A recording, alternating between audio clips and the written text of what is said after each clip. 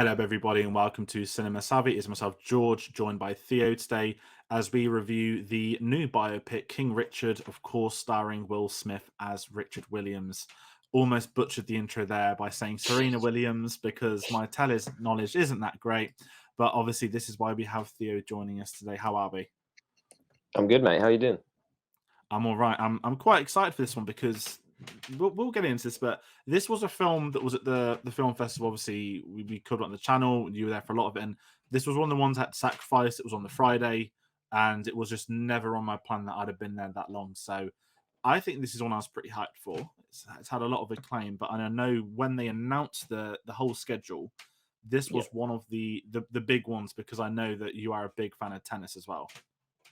yeah. I was excited to see it, but I was skeptical when it was first announced, probably like 18 months ago, and even going into the film on the day of what was it, the final day of the festival, I think it was, or second to last day of the festival. Um, I was skeptical as to what it was going to be, obviously, because a film about Richard Williams, it can cause he's quite a divisive man. That obviously what he did, his plan for his daughters even before they were born. There's sort of a darker side of Richard Williams as well. The film goes into it a little bit, but I think it strikes a really nice balance. But also, yeah, being quite skeptical going in, like when the film finished as well, I was surprised. It had the biggest reaction of any film I saw at the film festival. Like, it was unbelievable, like the cheering and like clapping at the end of it. And even when I saw it again on last Wednesday, they had that as well. Um, so I would say a surprise hit, I think, and I hope audiences love it as well. Yeah, definitely. So it is out now. So people at home, if you've seen it, we want to know your thoughts. Do comment along with us. Hit the subscribe button. We'll be talking about the Oscars as well. But this has been a really interesting one because when the reaction came out, you mentioned you were skeptical. Now, obviously, you know the real life side of it way more than I did until the last week. And Yeah, I guess a big thing is Will Smith because I really like Will Smith, as a lot of people do. And at times, I've struggled with Will Smith. I think a lot of people will pinpoint the get Jaden into roles. What would you say? Like the late noughties to the early tens, there was that Jaden Smith sort of hype factor, and I think the last sort of 5 6 years, I feel that Will Smith's like gone up a gear for me because he's really started focusing on his career and taking up more important roles and doing a lot more, and obviously not bringing up his nutcase wife as well with all that stuff that keeps coming online. But Will Smith's an actor that I've gained like a lot more respect for as I've got older. I think when I was younger, I saw obviously the usual stuff like I Am Legend, I Robot, and all that stuff. That, like you loved him, but you didn't think there was love much to him. iRobot. And I think he's well underrated. I found out when I was older, people hate it. And it really surprised me. But yeah, Will Smith as an actor is like a really interesting one. And I mean, it is worth mentioning. You mentioned straight away Richard's divisive character because I didn't know anything. Obviously, when you're on like social media, the football term is Project Mbappe. That people always joke they want their kids to be like Mbappe. When I've read into it, it's like hold on, like Richard Williams like planned his daughter's life Yeah, before they were born, and that's like how could you put that in a film and make it serious and real because it's so insane as a potential story idea and yet let alone it being real life. Like how can you get that across and sort of speaking about this film like straight away, like not just on Will Smith, but I think this is one of the best films I've seen this year. And I same. had not that I didn't believe it would be good. The way you mentioned you're quite sort of skeptical. I was kind of in a similar thing that like we're getting to film about the Williams and they're both still technically tennis players. And I was like, I always get a bit not funny with biopics, but when people are so current, I'm always curious. But when obviously you break it down and you realize it's about the dads, it's about them growing up. It's not about their career. It's a firmly about essentially them becoming tennis players. And I actually thought this is the best way to tell their story because Richard is so integral to their story. It is I don't want to say it's all on him and the mum because obviously I don't know the real life side of things, but I think they made the right thing by the film being about the dads more so than themselves. I don't know if you've got those sort of same thoughts as a tennis fan. Yeah, I think the reason obviously people were skeptical is what you said. But then it comes to a point. The only way this film would have worked, and the reason why it's worked, is because the family was so heavily involved. Venus, Serena, and the rest of their family. I know one of their sisters was on set every day. There's a really good interview with Serena Williams on I can't one of the Jimmys. I can't remember if it's Fallon or Kimmel. But it's like a 10-minute interview on there, and she sort of explains out how they did it, why they did it. Like they made this film from them for him, if that makes sense. And Yeah, that's why it works. That's why it works so well, because they were so heavily involved, and this is a story they wanted to tell, and that works. And I have no doubt further down the line we'll get films about Serena and Venus, and maybe their rivalry in the matches they played against each other and together, like doubles, singles, all sorts. But that might not be what they want to tell. Like they might not be involved in that because they're not. I imagine they're humble enough that they don't care if their story gets told, but they wanted their dad's story to be told. If that makes sense. No, absolutely, and I think that's an integral thing that we also talk about spoilers in films. This is based off real life, so there's nothing off the board to talk about. But Yeah. I think with the focal point of this was getting Will Smith on board. That I think, as I kind of said, he's grown on me more over the last few years. I didn't know, are we going to get the Will Smith that turns up and it's Will Smith? Yeah. Maybe he's got a bit of makeup, but the first time you see him in this film, like he's sort of like walking, he's got the shorts, you get the different voice as well, and the bell's like, okay, this is Will Uh, Smith like really going for it, and yeah. that The sounds really jackets dumb as to well, by say. the way. The jackets he wears, like the old school Nike stuff, is unbelievable. Yeah, all that retro stuff, I absolutely love Yeah. because that old Oh, football so and good. stuff like that. And I think I mean, Will Smith can pull off most things, but him and all that stuff looked absolutely great. And I think with his performance, there was a lot of like physicality in there, just off like Yeah. his face expressions, like his mannerisms. And I think because it is his film, it's like, okay, so what can we share about him? And I think what made it really fascinating was that struggle of them growing up in Compton. Again, as someone that isn't familiar with their story, I had Hmm. no idea they'd have grown. I mean, he keeps calling it the ghetto as well, and he's really funny with stuff like that. But I had no idea about their upbringing. I just thought, like football, you get scouted at a young age. You go to a tennis academy or whatnot, and then you make it from there. I had no idea about the struggles they went through, how hard it was for them to even get a coach in the first place, and the fact that everything comes down to Richard and his wife as well, making those decisions and being, I guess, the characters they are. And I think with this, with Will Smith, we'll talk about the Oscar stuff later, but I've not seen The Pursuit of Happiness or Ali, or Muhammad Ali, sorry, his biopic. Hmm. So I can't say this is his best performance because I've not seen the ones everyone will compare it to. But for me, I thought I was so completely took away with how good he was in this film that I think he's bringing that Oscar home straight away. Yeah, I think this is his best performance. Like you say, the physicality as well. It's so easy for Will Smith as like one of the last sort of old.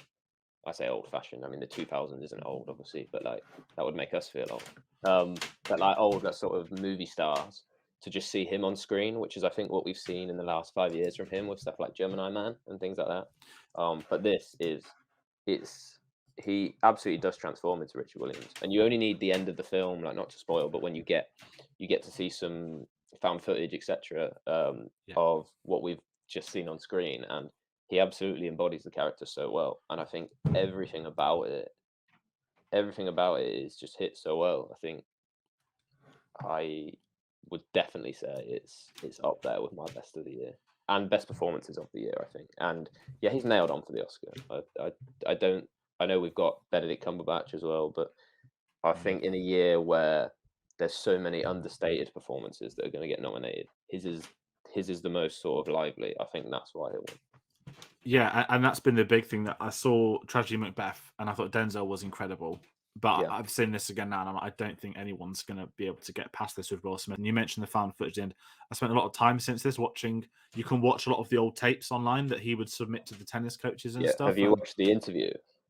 Like yes, the not to spoil the scene in the film, no, but like no, there is I know the Venus such a Williams good interview. interview. Yeah, when she was That's 14, an amazing, that amazing piece of footage. and that hit me because we speak about his performance, and a big thing of this is that he's hard on the girls, and they don't mean it in a physical way. They mean it in a sort of mental preparation way. They're training them up, and the core of it is that Richard, at the end of the day, he wants what's best for them. Like, yes, it's his plan, and I think that's the bit where I got hooked on it emotionally was when you get those things like the interview, where he drew us down. They're 14-year-old kids. He wants them to have happy lives. He wants Yeah, them to play tennis with a smile, and it's things like that that a lot of cynical people would say, not necessarily us that have seen it, but people like, oh yeah, like the girls produced it. Of course, they'll make their dads be this guy.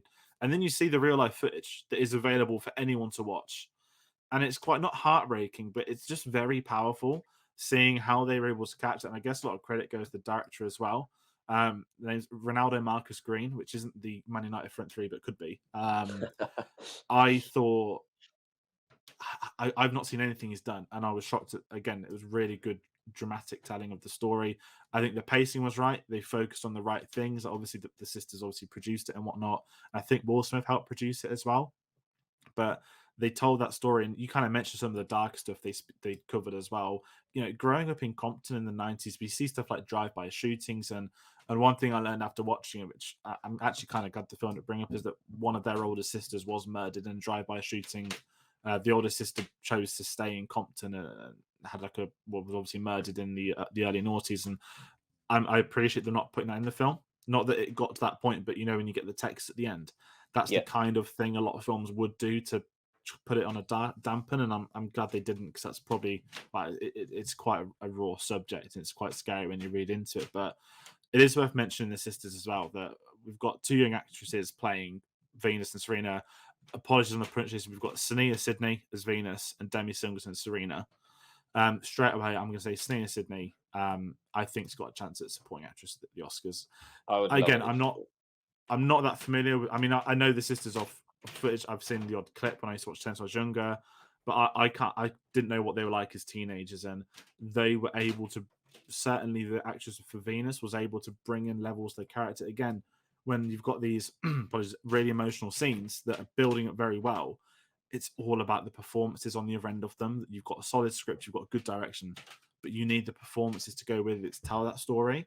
And the actress of Venus Slayer was incredible, and especially that scene on the tennis court, people will know about when she has to have the Yeah, conversation with the dad, and I think it's things like that that really sort of hit me with this film. That, you know, as we said, yes, they are teenagers, but you want to see that from their perspective as well. It's not like they weren't ready; they wanted to play tennis and they were ready, and I think that also helps the whole film, is that you've, because I think you can get so many great films where you get good actors and actresses and you struggle with the younger ones. We're not saying they're not kid actors, they're teenagers, but I think the pair of them were very good in this film, and I think they helped sell it. And again, when you get to see the archive footage, you realize how good a job they did playing them, from accent to emotions to the face to even the costume designers recreating classic costumes that you've seen. I think they absolutely nailed that aesthetic. yeah, I completely agree. I think um, every aspect that could have gone wrong ended up being nailed. I think that's the Yeah. way I sort of look at it. I mean, yeah, they absolutely embodied the characters completely. I think you can tell. I think as I want to mention as well the actual tennis that we see, because tennis is so like you can't fake it really. Tennis is so hard to fake on screen. There's been such bad like Battle of the Sexes came out a few years ago, and it's a good film, but the tennis in it doesn't look good at all. But the tennis in this film is probably the best I've ever seen tennis depicted on screen. Like it looks the way the camera is, and obviously the fact that they spent so long learning the game as well, which is always cool to see. And also a shout out. I mean, for the entire ensemble cast, I think it's great. I think they nailed absolutely everyone. But a big shout out for I think it's Ingenue Ellis that played the Richard's Oh, wife the and mom. the mother. Yes, they have an unbelievable scene towards the end of the film that would definitely qualify as an Oscar clip for both if both get nominations. I think. Yeah, and bring it the tennis as well is a really good thing, because obviously I mentioned my background. I used to, before I was into football, I used to play tennis when I was younger, and I was really into it as a fan and stuff. And you are right, I've not. It is a. I mean, I've seen Wimbledon like probably everyone, Yeah, and I think exactly. when you get tennis films, you get. I think we get a lot of sport films. Like, just take Ted Lasso, right? We both love. I mean, you're on the Ted Lasso. We both love Yeah, it. The football's not great in it. It's okay, but no, you can tell it's been shot for a TV show. Whereas watching this, as you kind of said, I'm glad you were up actually, because I forgot, but the tennis was great. And I think at times they would show it on the TV. Like, I'm guessing they're recreating obviously famous rallies and stuff, but you'd think it was footage from the time, because it's been done so well, so competently, that I think that adds to the performance in the film. Because ultimately, if you ever film like these two, you need to get, it's like a rush of F1. You get the F1 right, it's going to make the rest of the film a hell of a lot easier. And this did exactly that with the tennis side of things. And I'm glad you brought it up, because especially as well, the editing in the tennis scenes, it oh, wasn't so good. sort of, it wasn't like a sweeping long take and you'd see a whole rally. You'd get close-ups, you'd get editing done precisely. And I think it really helped with some of the more emotional moments of the tennis matches, that the editors knew where the shot should be or who should be on the receiving end of it. You'd get shots of Richard with his back turned because he's listening, and he'll know by listening if his daughter's going to win or not. And I think the editing is a big saying how well that works. I think you're right with the tennis scenes. Again, I'm not seeing many tennis films. I know that there was the Sheila Booth one a few years ago. Was it the McEnroe? Yeah, Bold Macro. Their tennis was depicted. It was quite good in that. To be fair, they did well. And to like get on screen, but I think it just helps when you have, I suppose, people from tennis involved. Like I imagine they showed Serena and Venus, you know, those scenes when they were filmed, and like they're going to be able to tell you if if they look realistic or not. So Yeah, and also another actor I've not brought up, John Berthnall. oh, what a Very man! actually, he's one of those actors, right? I don't think I've ever seen him be bad in anything. I don't even know if I've seen him in questionable films, but he is always great. He always gives it 200%, and he never gets the screen time he deserves. Every film I see him in, he's just never in it enough. And this one, like, you get so I mean, I always think that the dad from Transformers 3 is in this, which is great because whenever he pops up from Transformers, I always laugh. And I was like, he disappeared after a scene. I was like, please don't give John Berthnall a scene to then go. But obviously, he stayed in this right till the end, and I think he's incredible in this. There's something about him. I don't even know if it's the fake mustache or anything that when he gives it his all, he's so likable. And in this, it's almost not his quest for money, but you get these big scenes where they're negotiating contracts, and he can't process Richard Williams. And I think him and Will Smith together had great chemistry because they couldn't be more opposite than the other.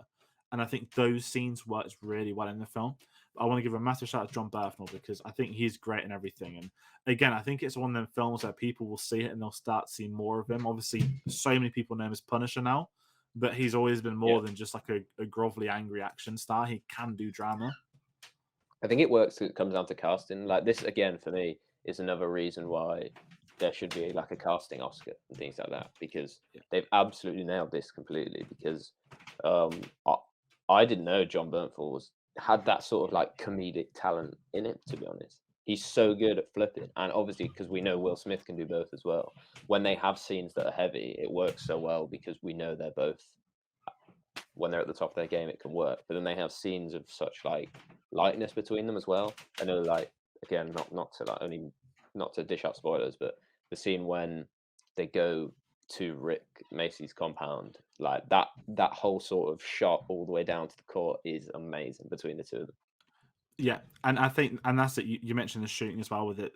The casting Oscars are a good one because BAFTA's introduced a casting BAFTA, which I think is something that is overdue for the Oscars, and hopefully Absolutely. something we'll see in the future. But let's really quickly talk Oscars because we'll go into our final thoughts shortly. But Yeah. we've both kind of said Will Smith's nailed on.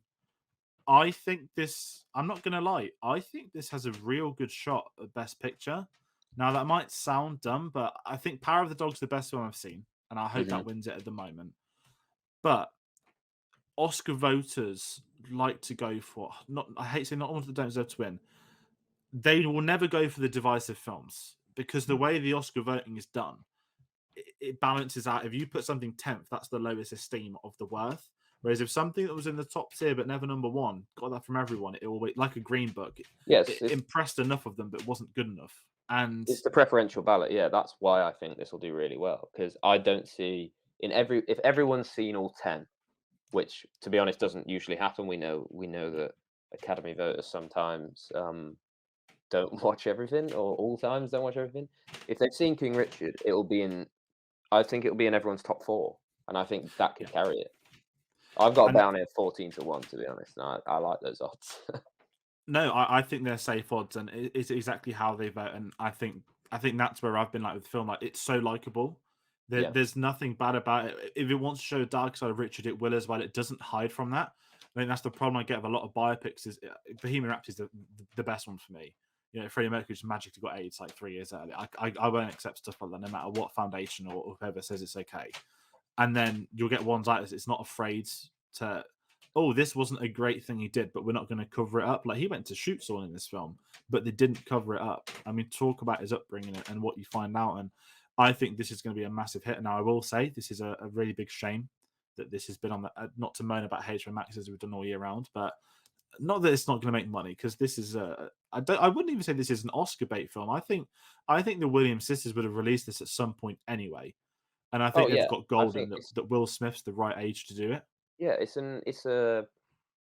I was my mum's a massive tennis fan. I was talking to my mum about seeing it. She was skeptical as well because she knows the story, and she was like, do I really want to see that?" And I was explaining to her, I was like, it's such a audience friendly film, and it's Yeah, such a film that balances light and dark so well, I think. And it is at its core feel good. So, like, I don't yeah, see how audiences can come out. Like, I think we've seen some audience scores already come out, and it's pretty much across the board raves from audiences. So, I think I hope enough people see it. Like, I know what you just said about HBO Max. Like, people are obviously watching it on there, and they're not going to the cinema, which is obviously everyone's prerogative because of what's going on in the world still. Um, but I hope enough people see this to at least give it the sort of credit it deserves, even if it doesn't get the money it deserves. yeah. And I think on Friday on my screen, there's about 30, 40 people in there, which it's not bad for. I think It's all right. not that it's low key over here tennis, but I definitely think this is the film that would be bigger in America than here, and also the films out at the moment here. It's Bond's still getting shown loads. Eternals is on. Ghostbusters is on, and Yeah, it's. I mean, I want to say it's quite long. It didn't feel like 2 hours 20 minutes. It absolutely flew by. And I yeah. reached a point. I was like, "Are we going to get even more? Like, are we going to see them winning their first stuff in the late 90s?" And I'm glad they didn't go into that.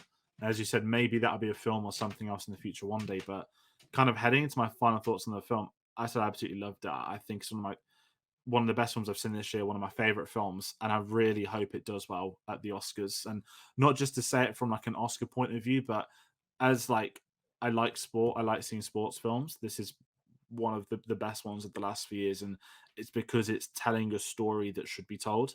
It isn't telling the story, and so many sports films fall into this category of we're just going to tell a namesake story for the sake of it. Like, let's take Lewis Hamilton for example. Could they do a film one day in the future? Maybe. Am I a massive fan of his? Yes. But is his story worth telling? Right now, I don't know. There's a story to be told, but is that better for a documentary or a film? Whereas King Richard, this should be a film. I don't want a documentary, a proper biopic, because it's about him, not the sisters fully. And I think that's why this dynamic works so well, and I think that's why it's had the impact that they absolutely nailed everything from the script to the direction to the choices to what they told from their childhoods. I think they've absolutely made the best film possible, and that helps to the fact that every actor is on their game. They've all been perfectly cast from, as I said earlier, from performances right down to accidents, down to costume. This is one, as you said, a feel good film. This is one of the feel good films of the year, and it's sitting in my top 10 at the moment already. Yeah, absolutely. Same for me. I think it's probably in my top five at the moment from stuff I've seen. I know we've obviously still got quite a bit still left to watch this year, hopefully. But yeah, I don't see it. I don't see it moving that far. It's Will Smith in pure movie star mode with an unbelievable ensemble cast, and a really funny script as well. I think we should add. Like, I Yeah, wasn't expecting it to be as funny as it was, but there's yeah. proper people like laughing out loud in the cinema. I took a friend of mine who's a massive tennis fan to see it on Wednesday, and he was absolutely like bawling in laughter. And I think Like, it has same here. really great comedic moments. There's a lot of people laughing in our screening, and I think that helps. That helps take it from being a dead serious drama to you can bring in elements of Yeah, comedy, and it's not trying to be a comedy. It's just making the best, and it's something as minor as him saying, "Oh, Cinderella, what a great film. We're gonna go watch it again." And it's yeah, things yeah, like that that it's funny, and it's not intended to be humor, but it's the situation at hand, and that's why it's funny because of the situation they created. So yeah, definitely. As I said, people at home, this is available to watch now. So do go see it. And we want to know your thoughts on King Richard, Oscar thoughts, Will Smith thoughts, comment your favorite Will Smith performances as well, all that kind of stuff. We'll have a look at them. Hit the subscribe button. We've got a lot more Oscar stuff on the way. I do have a feeling we've covered most of the big hitters already, though, which might be nice for a change. So we won't have the insane rush for earlier this year when we head into next year. But do hit that subscribe button. Theo, I'm going to bring up your socials where I can get you now on your Twitter feed as well at TheoFish82. If you want to tell us what else you've been covering, what else you've seen recently. not a great deal. It's been obviously quite a heavy month in terms of releases. So obviously the likes of June and No Time to Die. It's just nice to see. It's nice to see cinemas packed with screenings again, which is nice. And I hope that continues into December when we have big releases like Spider Man and The Matrix as well, which I'm really excited for. Definitely. So, people at home, do follow him on there. We've got a link in the description as well. I want to thank you again for coming on. I'm just going to rattle over some of the stuff we've got coming up. Tomorrow, we've got a review for Ghostbusters Afterlife. We're rounding out the unofficial trilogy with Dave on that one. I saw that on Friday. I did a double bill of Ghostbusters and King Richard, and I came out. I enjoyed both of them, which is quite rare for a double bill. So, do check that out when we go live tomorrow. We're capping off Austin Powers on Tuesday. We've got so many things happening right now. Austin Powers, squad member on Tuesday to wrap out the Bond spy stuff. Then we head into one John English review. The Peter Jackson retrospective continues with The Frighteners this Thursday, the 25th November. That's Tate and Chris covering all of those as we head into the Lord of the Rings anniversary. And the big one is, of course, Spider-Man, Wednesday, the 15th of December for us in the UK. Our Spider-Man weekly reviews are continuing. We have Spider-Man 2 coming this Wednesday, the 24th of November. That is going to be amazing to rewatch. I'll be rewatching it later on today by the time this video goes up on the channel. So I'm very excited to see that once more. It's been maybe a year or two since I've last seen it. But as you know, we're covering the 3 Maguire films, the 2 Garfield films. And who knows, maybe they'll pop up in the new film.